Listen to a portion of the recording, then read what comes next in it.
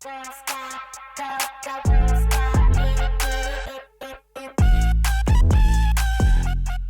Dulski, welcome to Talk of the Town.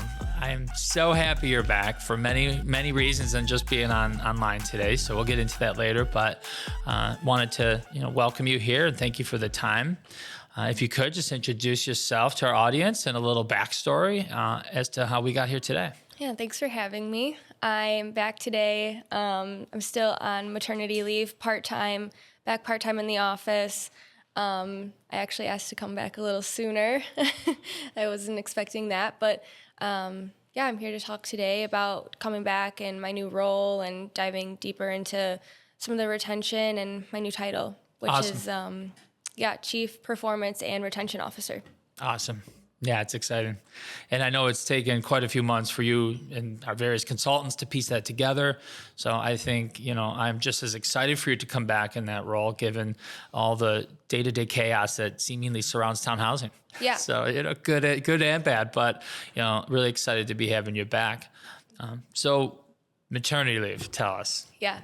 Tell us what you want. Don't tell us what you don't. But, was it as expected? Like, what was like the one thing that stood out to you and you were like, that is exactly what I thought? And then what's something that was completely out of left field that you're like, oh boy, here we go? Yeah, honestly, well, there's so much to talk about with going on maternity leave and having a baby and, what I thought it would be and what I didn't think it would be.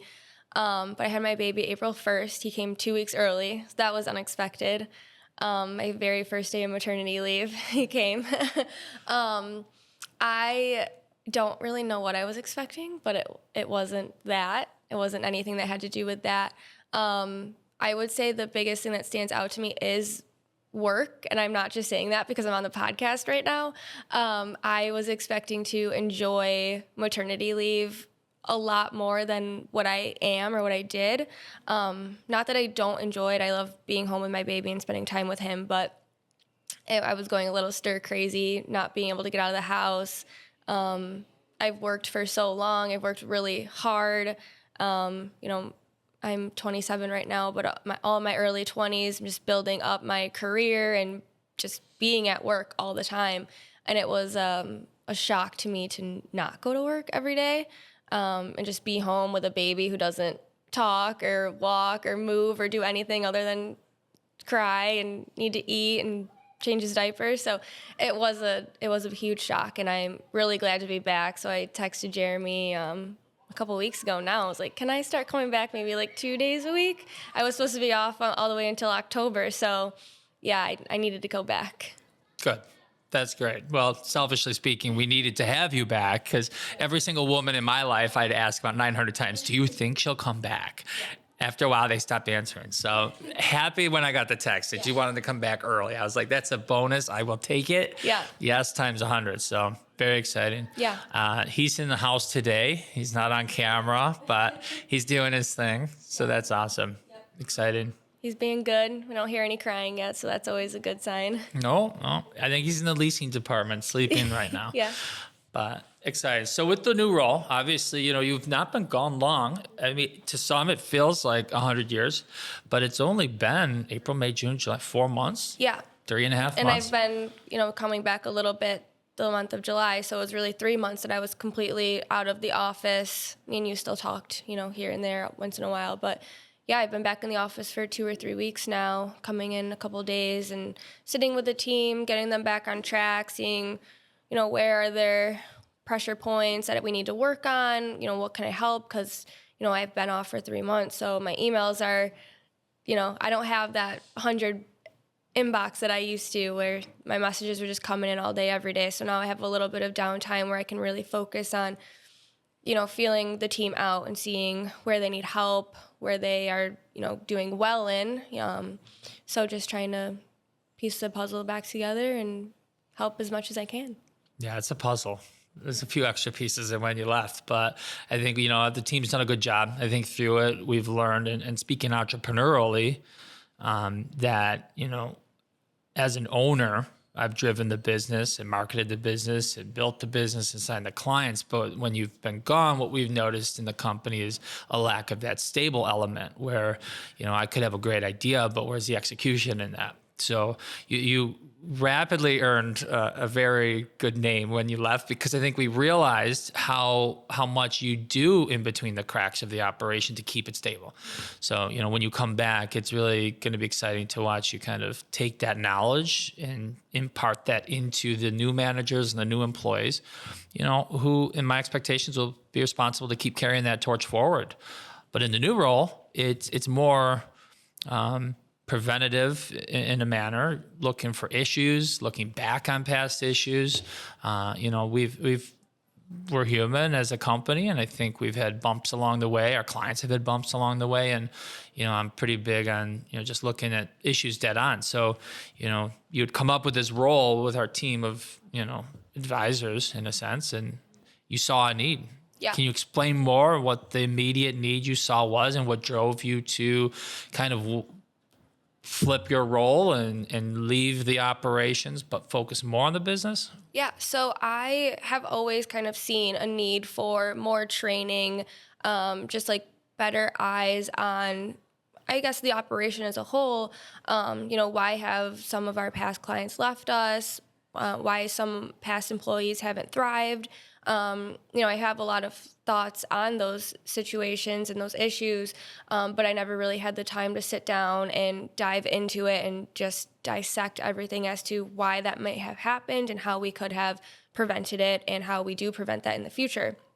So now that I do have some downtime, we can call it, I wanted to dive into that and just see how can I, as someone who has been with Towne Housing for a number of years and seen the company grow into what it is now and, kind of be hands-on building that with you, I like to think that I have a lot of knowledge in, the operation itself, just Towne Housing and, how we've gotten this far and how we can continue to grow and make it go even further.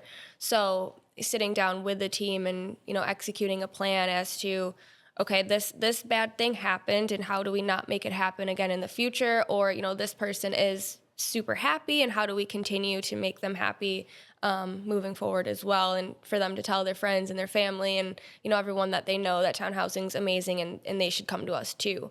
So I really want to just teach the team to be that guidance and really make us thrive as a team together and get us all on the same page. Because I think that's where we've fallen off before is, the different departments don't know, what the left hand's doing or, what everyone else is not understanding how the different departments are meant to mesh.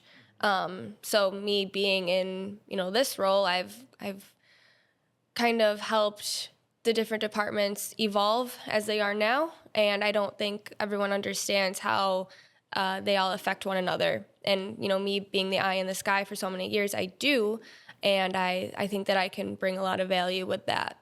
Yeah, for sure. I mean, when we started working together with 30 units, I think I own most of them with 30 units. And now it's, recession 1, recession 2, COVID 1, COVID 2, everything in between. A baby, I lost my father. I mean, life hit both of us. It's so many ups and downs, lefts and rights, that I think we've weathered all of that. So it's exciting to be coming into the next phase of, redefining what I go to work and focus on, what you go to work and focus on. And what I'm hearing is it's all people focused and client focused. Yeah.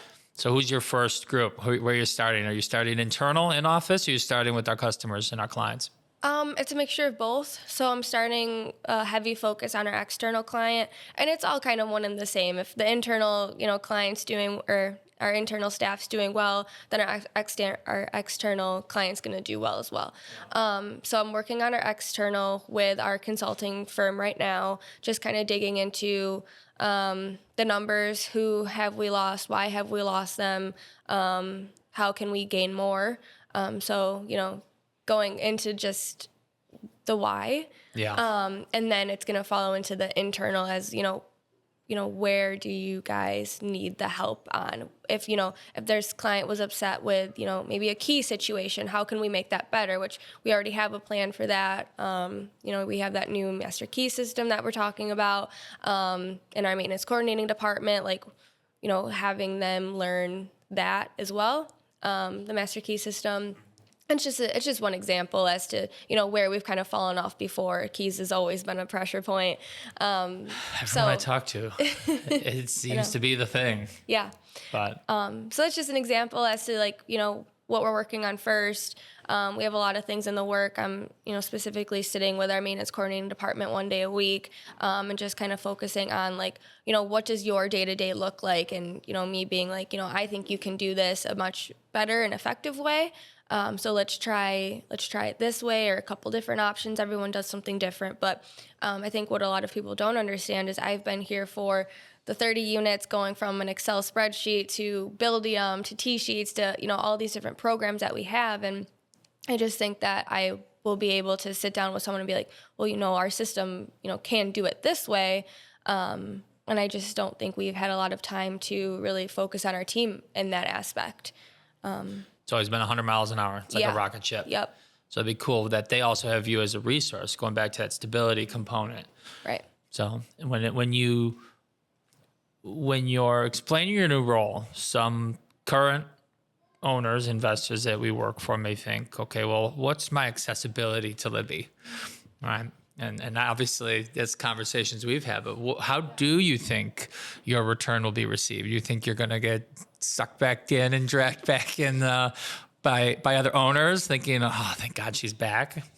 How do you think you're going to manage that? I don't know. I hope I have a warm welcome back. I love talking to our owners. I don't mind getting the emails. I think that I'm completely open to being a resource for our owners if, you know, they need someone to talk to, that they can go, because they've worked with me for a long time. I have no problem doing that. I am unfortunately not going to be managing any of their properties.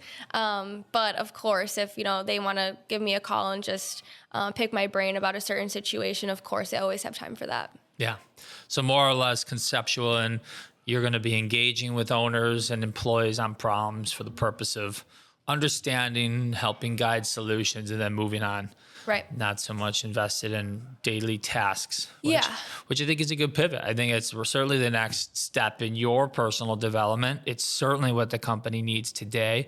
And I think, you know, clients that have remained loyal and stay with Towne Housing are going to feel, you know, really positive impact of you investing all these years of your knowledge and experience into this operation to make it the best it can be. So you say consultant. We work with a company here in Williamsville. They kind of do our human capital managing and mapping. And how's that experience been? And what's one of the things you've been coaching with them on personally that you are excited to bring to the Towne Housing team? Yeah, it's been awesome working with APA. I've been focusing a lot on, like I said, the data collection, which is something I've never really dove into before. So they're really working with me to figure out, like, how do you get these numbers? What do these numbers mean? And how I can start reading them on my own without their assistance in the future. Awesome. Yeah. So what is one, in a conclusion here, what's one area that you're looking most forward to having an impact on? I am looking forward to having a positive impact. I think most of the time we're really reactive to situations, and I think I'm really excited to being more proactive. It's a lot of feedback that we've gotten in the past is that we're more reactionary. More reactionary, yeah. We're like the fire hose and, you know, the problem solving situation. We're just like firefighting all the time. But I really want to be like, okay, like, this problem happened. How do we make that never happen again? So we don't even need to know how to put that fire out in the future. It's just not going to be a thing. So I'm really excited to work with a team and just have a smooth sailing ship moving forward is the goal. Awesome. Well, as I've said before, you're the right woman for the job, and baby Dalen agrees. So I am very excited to have you back and looking forward to this next phase here. I'm happy to be back.